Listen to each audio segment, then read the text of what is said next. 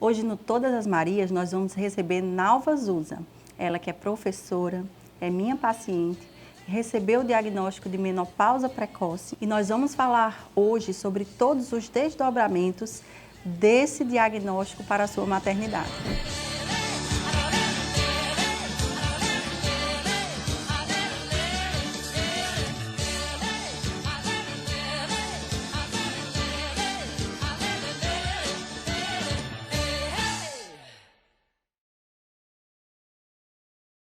Seja bem-vindo à Casa, a sua casa de decoração em Mossoró.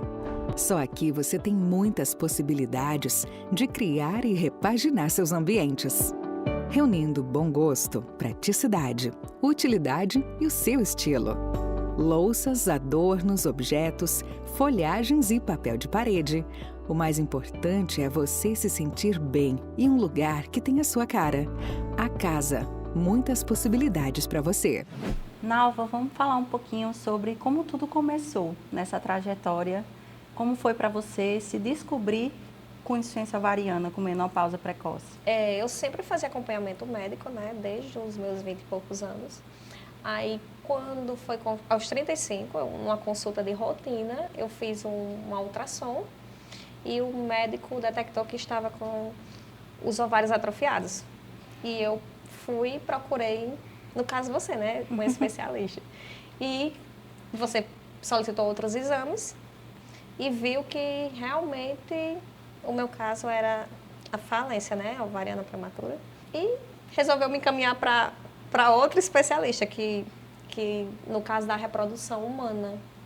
Como foi para você se ver ali, de repente, com um diagnóstico que necessitava que você tivesse uma mudança de pensamento naquele momento? Você não tinha nenhum plano sobre maternidade naquele momento, né? Mas você, ao receber esse diagnóstico, a gente teve que ajustar a rota e traçar planos. Como foi para vocês? Como você se sentiu? Assim, para mim foi muito difícil, porque eu não esperava. Como eu era uma pessoa que sempre ia ao médico, eu achava que eu não tinha nenhum problema, né, de infertilidade. Então, quando eu descobri, eu fiquei muito mal. Foi preciso realmente depois eu procurar acompanhamento para entender o que estava acontecendo comigo e regular meus sentimentos, né? E você me ajudou muito nesse processo, tanto como médica e de certa forma como conversava comigo, tenha calma, vai dar tudo certo. E aí a gente chegou, Nalva chegou para mim no momento que eu estava iniciando, né, o estudo na reprodução humana, conectada com o serviço em Fortaleza, e nós levamos Nalva até Fortaleza para fazer uma consulta e entender quais eram as chances que ela tinha naquele momento, já que a gente já tinha ovários bastante atrofiados, qual era a chance que a gente teria, por exemplo, de uma gestação ali naquele momento.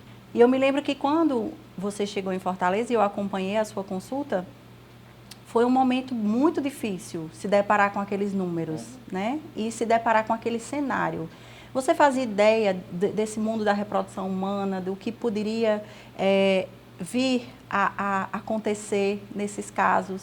Assim, Como foi? eu já ouvia falar, só que eu achava que não precisava, então assim, nunca procurei. Aí quando o médico realmente disse assim, não, você tem que fazer outros exames para a gente realmente saber como é que tá. E quando eu fiz e que deu que eu tinha poucas chances, ele me deu outras possibilidades.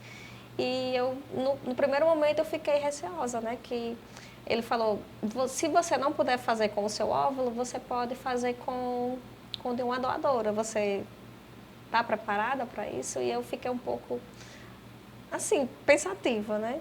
E hoje, como vocês me apresentaram essa possibilidade, eu decidi, né, depois de um tempo, que eu quero fazer, já que eu não posso fazer com o meu óvulo, eu posso receber de outra pessoa, eu quero fazer, né, com o óvulo doado.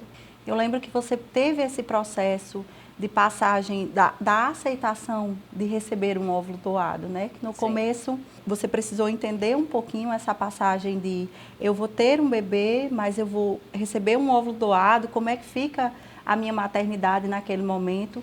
E eu me lembro também que não tinha muito uma perspectiva de tempo, né? Sim. A gente Por ficava conta da ali idade, em né? torno de, será que eu quero ser mãe agora? Será que não quero? E existia um contexto onde você estava naquele momento Sim. de relacionamento, porque às vezes acontece com muitas mulheres isso.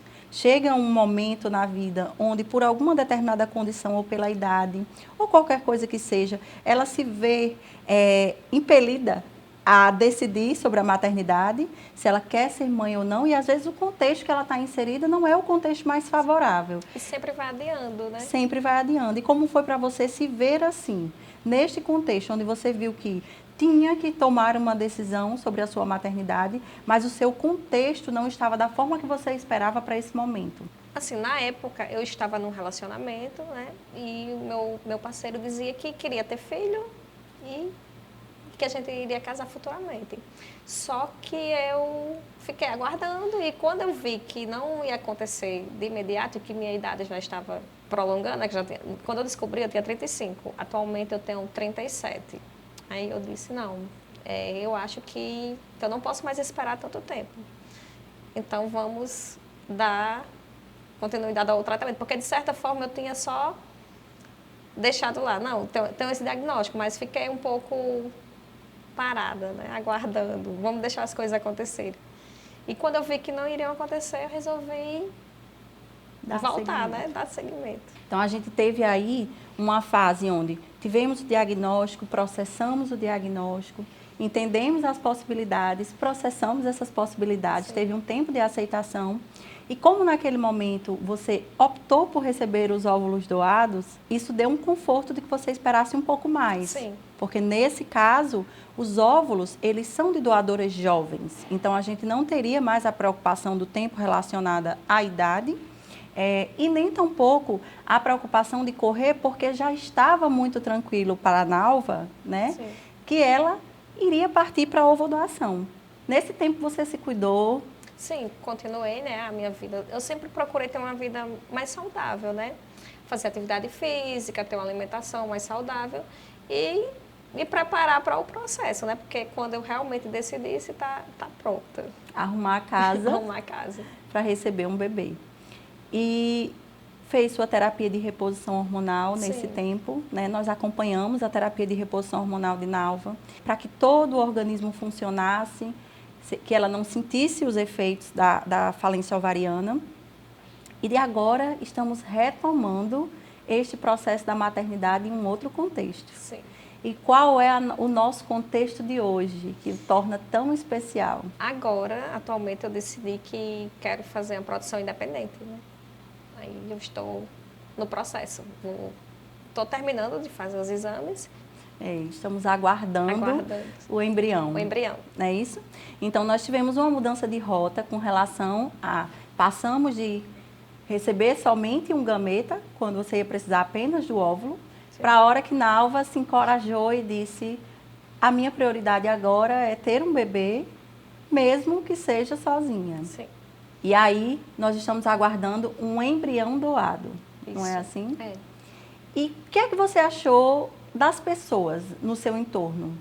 O que você ouviu durante esse tempo? Você enfrentou algum tipo de preconceito ou de julgamento? Como foi para você viver isso? As pessoas, elas ficam assim, como assim? Se você não pode ter filho, se você está na menopausa precoce, como você vai poder, né? Aí eu explico que eu vou receber, é como se fosse adotado, só que eu vou gestar, né? Uma pessoa que fez esse preparo, né, para ter um filho assim, e não usou todos, né?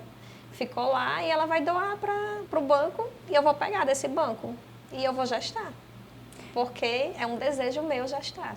Então, é um processo que é diferente da adoção, né? O processo da doação de embriões, ela envolve a gestação, ou da doação de gametas, envolve o crescimento daquela vida no útero da mulher que vai receber, né? O vínculo da gestação. Então, de fato, são decisões diferentes, mas as pessoas, elas ainda não compreendem muito esses processos, né? Que hoje são possíveis, que hoje são acessíveis e que, de fato, mudam a realidade de muitas mulheres, que em outro tempo não teriam outra opção. E tem gente assim que não conhece, né?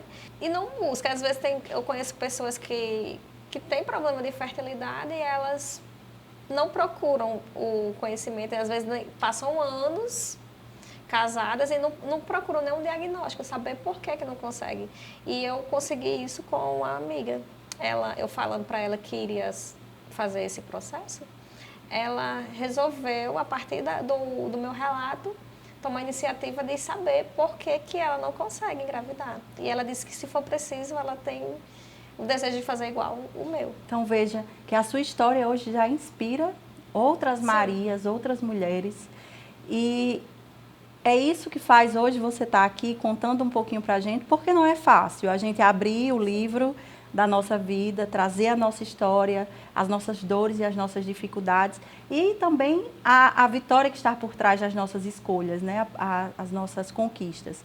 Mas é isso que lhe move hoje, falar para outras mulheres sobre a opção? Sim, eu quero que, a partir do que eu estou vivenciando, né, encorajar outras mulheres a ir em busca dos seus sonhos, porque às vezes a gente vai adiando o sonho, tem vontade e vai deixar ali adormecido. E eu não quero que isso aconteça nem comigo e nem com outras mulheres. Eu quero que elas, se Nalva conseguiu, eu também consigo. Você quer inspirar outras mulheres e encorajá-las nessa sequência. Com relação a... Mostrar que é possível, né? Sim, que tem a que há um possibilidade, caminho. que tem um caminho. E você tocou num assunto que é muito interessante para nós, que é o assunto da doação de gametas, da doação de embriões, que é um gesto muito bonito, né, das pessoas que doam essa possibilidade.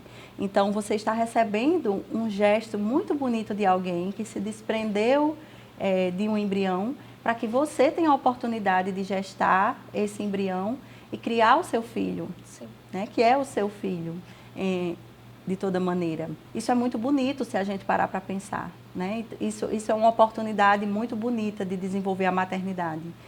E o que é que você diria hoje para quem está em dúvida? O que é que fez você realmente se encorajar e dizer assim, eu vou enfrentar isso? Como vencer a dúvida? Assim, eu sempre tive desejo de ser mãe, mas eu sempre fui adiando. Eu disse, não, daqui a alguns anos eu vou primeiro fazer faculdade, vou trabalhar, vou fazer outras coisas. E depois eu posso ser mãe, né?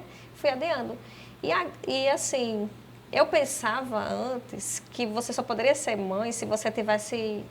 Se fosse constituída uma família, né? Ou um homem ou mulher. E hoje eu vejo que não, que eu posso ser mãe assim. E a partir disso, eu disse, não, se eu não estou bem agora nesse momento, mas eu vou buscar ficar bem. Eu me preparei realmente para isso. E quero ser mãe agora. E vou tentar, porque eu fico emocionada quando eu falo sobre isso. E vou ser mãe assim. É tanto que minha mãe, ela me ajudou muito nesse processo. Porque eu disse a ela, mãe, se eu for fazer assim, a senhora me ajuda? E ela tá aqui do meu lado, ela fica, você pode fazer.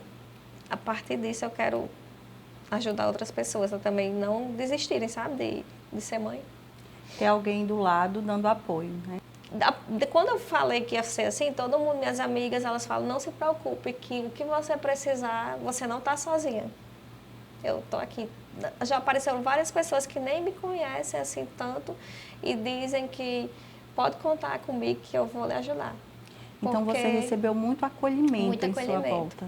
Isso deve ter sido importante nesse processo de fortalecimento, né? Então hoje a gente está contando aqui um capítulo da sua história, Sim. não é isso? De muitas escolhas, muitos desafios, de algumas notícias que não foram tão boas, mas outras oportunidades que apareceram. Se Deus quiser, a gente já vai contar um outro capítulo dessa história. Sim. E vai ter uma prova viva de que valeu a pena você passar por tudo isso e fazer essas escolhas pela sua maternidade. Você quer deixar um recado para quem está em casa e que nesse momento está ali com medo de ir a uma consulta, de enfrentar de frente a sua condição? O que é que você poderia dizer para essas mulheres? Assim, que elas não desistam, que há outras possibilidades, que você que recebeu o diagnóstico que não pode ser mãe, mas existem várias possibilidades de você ser mãe. Você pode receber um óvulo doado, você pode receber um embrião, você pode adotar. No meu caso, eu quis optar em gestar, né?